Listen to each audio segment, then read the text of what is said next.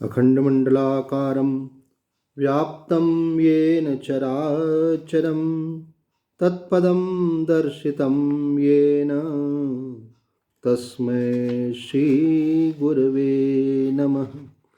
भवतापप्रणाशिन्ये आनन्दघनमूर्तये ज्ञानभक्तिप्रदायिन्ये मातस्तुभ्यं नमो नमः।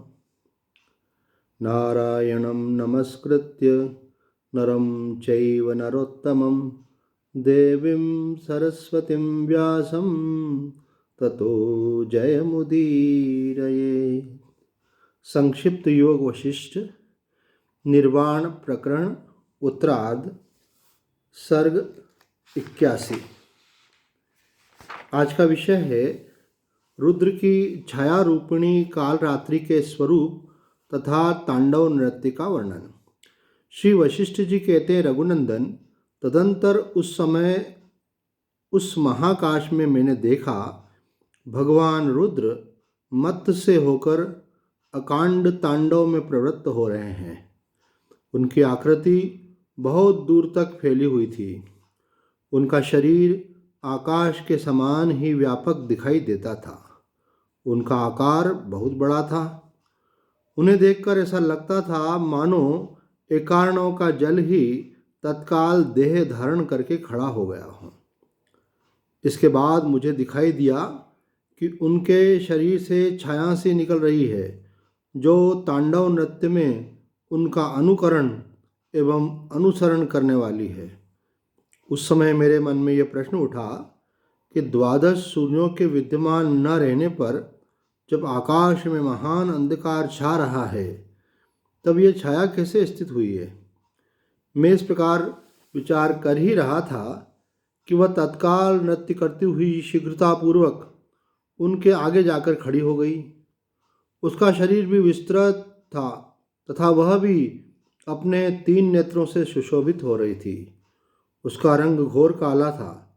वह बहुत ही दुर्बल थी। उसके अंग में नस नाड़ियों के जाल सुस्पष्ट दिखाई देते थे। वह जरा से जर्जर हो रही थी। आकृति विशाल थी।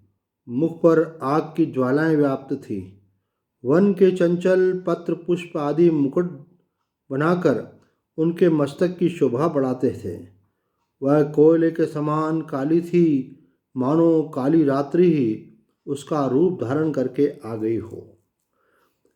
अंधकार लक्ष्मी ही मूर्तिमती हो गई हो। वह बहुत लंबी थी।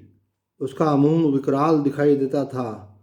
वह इस समय खड़ी थी मानो आकाश को नापने के लिए उद्यत हो।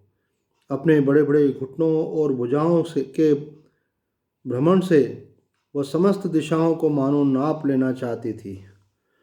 वह ऐसी दुर्बल थी मानो बहुत काल तक उपवास करना पड़ा हो।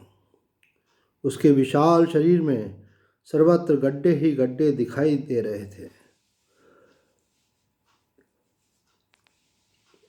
वह काजल की सी काली और मेघमाला की भांति वायु के वेग से चंचल जान पड़ती थी। जब वह बहुत बड़ी दुर्बल होने के कारण खड़ी होने में असमर्थ हो गई तब विधाता ने मानो उसे नस नाड़ियों की लंबी रस्सियों से बांध दिया जिससे वह अच्छी तरह खड़ी रह सके। नस नाड़ियों और आंतड़ियों की रस्सियों के द्वारा और सिर और हाथ पैर आदि सभी अंग इस तरह बंधे हुए दिखाई देते थे मानो मूल से लेकर शाखाओं के अग्रभाग तक सूतों से बंधी हुई कांटेदार वृक्ष की झाड़ी हो। उनके वर्णों के सूर्य आदि देवताओं तथा दानवों के मस्तक रूपी कमलों के समूह की माला उनके कंठ में शोभा दे रही थी। हवा से प्रज्वलित तथा निर्मल प्रभा से पूर्ण अग्नि की ज्वाला ही उसके लिए आंचल थी। उनके लंबे लंबे कानों में नाग झूल रहे थे। उसने दो मनुष्य की लाशों को कुंडल की तरह धारण कर रखा था, जैसे सूखी लौकी की लता में 2 बड़े बड़े फल लटक रहे हों। उसी प्रकार उसकी छाती में कुछ कुछ हिलते हुए काले रंग के 2 स्तन दिखाई देते थे जो बहुत बड़े होने के कारण जंघा तक लटक रहे थे। उसके शरीर को देखकर मैंने यह अनुमान कर लिया कि यह वही काल रात्रि है जिसके विषय में साधु पुरुषों ने यह निर्णय किया है कि यह भगवती काली है। उसके 3 नेत्र आग की ज्वाला से परिपूर्ण थे। ललाट प्रांत इंद्रनील मणि के समान चमक रहा था। उसकी दोनों ठोड़ियाँ गहरी होने के कारण भयंकर जान पड़ती थी।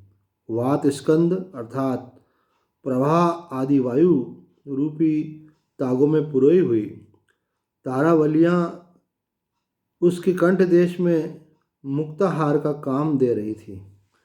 वह वर्षा कराने वाले कल्पांत काल के मेघों की भांति शोभा पाने वाली भ्रमणशील भुजाओं द्वारा संपूर्ण दिग्मंडल को व्याप्त करके खड़ी थी। वे भुजाएं अपने नखों की कांति बिखेर रही थी। हिमालय और सुमेरु पर्वत उसके दोनों कानों में चांदी और सोने की बालियां बनकर शोभा बढ़ा रहे थे। ब्रह्मांड रूपी घुंघरुओं से बनी हुई विशाल माला उसके कटी भाग में करघनी का काम दे रही थी। शिखर वन नगर रूपी पुष्पगुच्छों से युक्त तथा पुराने नगर वन द्वीप और ग्राम रूपी कोमल पल्लवों से अलंकृत 7 कुल पर्वत उस भगवती काली के गले के पुष्पमाला बने हुए थे। आगे कहते हैं, श्री राम उस देवी के अंगों में मैंने पूर्व, नगर, ऋतु, तीनों लोक, मास तथा दिन रात रूपी फूलों की मालाएं देखी थी। उसके शरीर में व्यक्त रूप से स्थित नगर, ग्राम और पर्वत आदि मानव पुनर्जन्म पाने के आनंद से उल्लासित हो उसके साथ नाच रहे थे। कभी कभी वह नाचती थी तो भी पर्वत वन कानूनों सहित नाना आकार वाला सारा जगत जो मरकर फिर लौटा था नाचता ही रहता था। वह काल रात्रि जब चतुराई के साथ नृत्य करने लगी तब चंद्रमा, सूर्य, दिन और रात उसके नखाग्र भाग की रेखाओं के भीतर विद्यमान प्रभा में मिलकर घूमते हुए स्वर्ण सूत्र के समान दीर्घाकार प्रतीत होते थे। जब भगवती काल रात्रि का तांडव नृत्य होने लगा था तब इंद्र आदि देवता और असुर अपनी अपनी अधिकार प्रवृत्ति से और बनकर वायु से उड़ाए गए मच्छरों के समान अथवा अस्थिर विद्युत के समान आते जाते दिखाई देते थे। भगवती के शरीर में जो सर्ग दिखाई देता था उसमें सृष्टि, प्रलय, सुख दुख, भाव अभाव, इच्छा अनिच्छा, विधि निषेध, जन्म मरण और भ्रम आदि विभिन्न प्रकार के भाव कभी सदा एक साथ और कभी पृथक पृथक रूप से सुशोभित होते थे। संपूर्ण कलाओं से युक्त देवी काल रात्रि चैतन्य शक्ति रूपा जगन्मयी अनंत एवं विशाल आकाश कोश के सदृश विशुद्ध शरीर वाली है। वह देवी कुदाल, ओखली, चटाई, फाल, घट, पिटारी, मूसल, डोल या बाल्टी, बटलोई और खंबे इत्यादि वस्तुओं को भी फूल के समान मानकर उसकी माला धारण करके नृत्य करती है। ओम पूर्णमदः पूर्णमिदं पूर्णात् पूर्णमुदच्यते पूर्णस्य पूर्णमादाय पूर्णमेवावशिष्यते। ओम शांति शांति शांति।